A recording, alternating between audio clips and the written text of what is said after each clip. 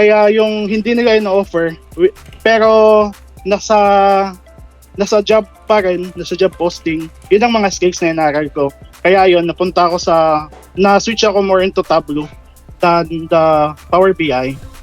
Na-hired naman sa BI dev, BI analyst.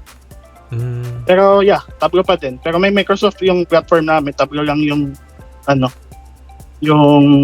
BI. Wala, Tableau. Kick as moderator. Palayasan yun. Joke. Pero yun nga, nabanggit ko na yun dati sa community naman na yun. Although yun nga, the name is PBI Pilipinas, pero as individuals, you are database specialists, you are BI developers. So, we do champion Microsoft products a lot. Pero, gusto rin naming maging practical naman kayo. So, yun, Jemar is a good example.